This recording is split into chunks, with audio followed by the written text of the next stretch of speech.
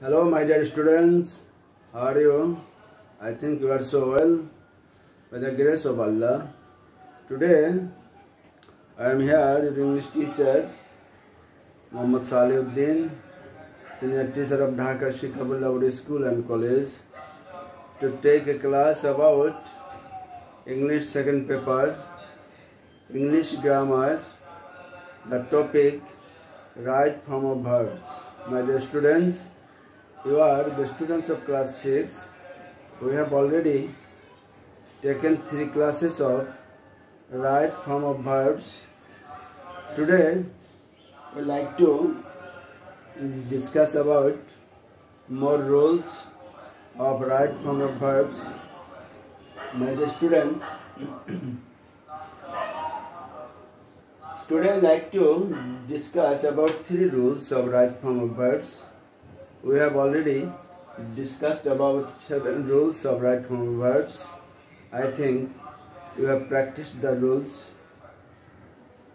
properly.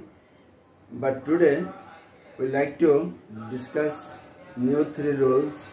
Rule number 8, 9 and 10.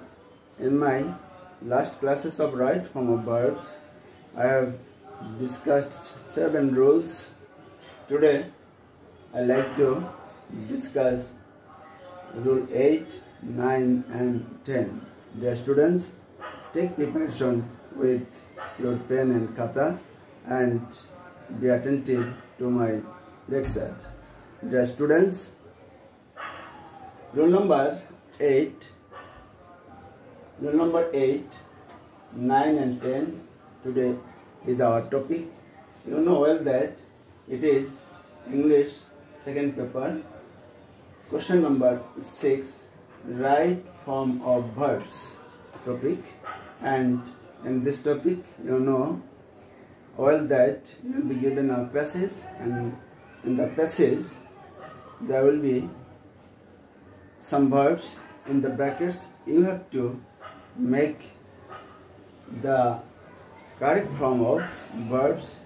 So if you know the rules, then it will be very easy for you. Okay, my dear students, rule 8. If you get yesterday, long ago, last night or last week in any sentence, when you will get a sentence in the passage of right form of verbs, and if you see that in the sentence, if you say yesterday, long ago, last night, last week, last day, last month, this type of words, if you see at the very beginning of the sentence or at the last part of the sentence, then you have to think that you have to make the sentence in past indefinite tense. We can give example, dear students. She, in the bracket, meet. Me, yesterday. Here, yesterday has been set in the last part of the sentence. So this is verb meet, and we know that the first form of meet is met. That's why the correct answer of this sentence would be she met me yesterday. It's very easy, I think, when you will see yesterday or last week, last day, last night, last month, long ago, this type of words in the sentence, then the sentence would be past indefinite tense. Here we subject discuss in the bracket the matter last week. Here last week has been said in the last part of the sentence. That's why we have to make the sentence in the form of past indefinite tense. we discussed the matter last week. So you can see that verb should be V2 from here. Here met and discuss, meet and discuss in the bracket, as there is yesterday and last week in the sentence. That's why you have to make this verb into V2 form or past form, that is past indefinite tense. Next, rule 9. Always, everyday, often, regularly, daily, generally, normally. These are some words. If you see this type of words in any sentence, then the sentence you have to form in the form of present indefinite tense. You have to form the sentence in the present indefinite tense. Here, if we give example, he always carry an umbrella. Here you can see the students in the bracket carry. Suman go to school daily. Here in the bracket go. So he always carry an umbrella. Here we can see always in the sentence. Suman go to school daily. We can see daily in the sentence. So this type of sentence you have to form in the structure of present indefinite tense. He always carries. He always carries an umbrella. Suman go to school daily. Here you have to write Suman goes to school daily.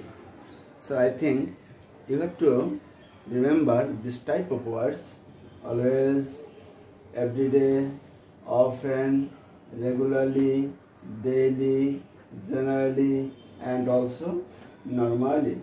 Regularly. The boy practices football regularly.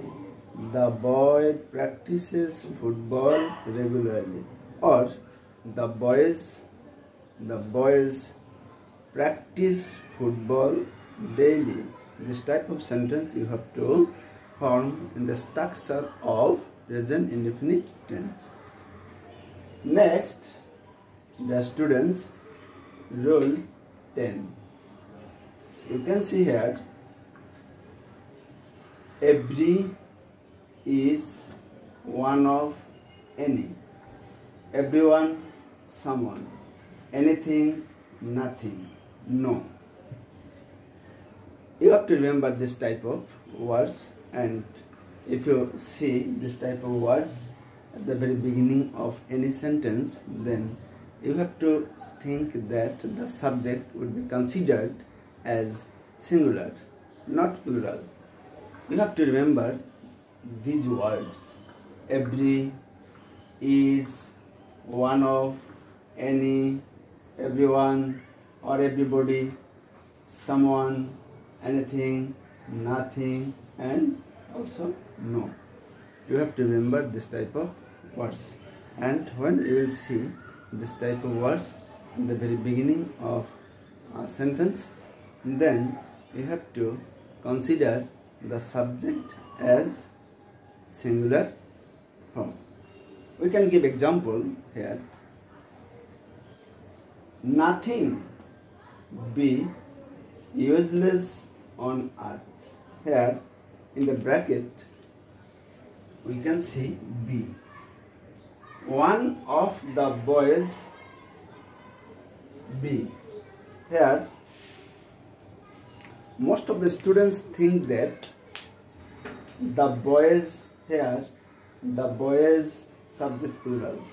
Actually one of the boys be honest. Here there are some of the boys and one boy is going to be indicated. One boy, one of the boys. Here the subject is singular. Subject is singular from many boys. We are indicating one. That's why one of the boys, this type of subject always should be considered as singular. That's why one of the boys is honest or was honest, you can write. One of the boys is honest or was honest, because it is singular form. And don't make any mistake in the exam. It is always singular form. Nothing be useless on earth. Here nothing is singular form. That's why nothing is useless on earth. Here be should be turned into verb is. That's why in my last classes I discussed about be verbs, and I think you have an idea of be verbs. That's why here the answer would be nothing is useless on earth. My dear students, I think from today's class you have learned 3 rules. Rule 8 or first rule, yesterday, long ago, last night, last week. This type of words when you will get in any sentence, then the sentence should be in the past indefinite tense. Then always, everybody or every day, always, every day, often, regularly, daily, generally, normally. This type of words when you will get in the sentence, then the sentence should be in the present indefinite tense.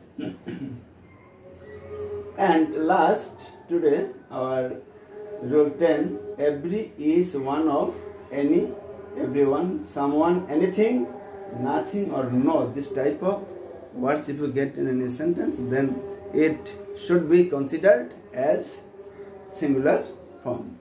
So, my dear students, I like to advise you, you have to practice. You have book, and in the book there are exercises, and I think I like to advise you, if you practice the rules and also exercise, then right form verbs will be very easy for you, and you will get full marks in right form verbs. Thank you, my dear students.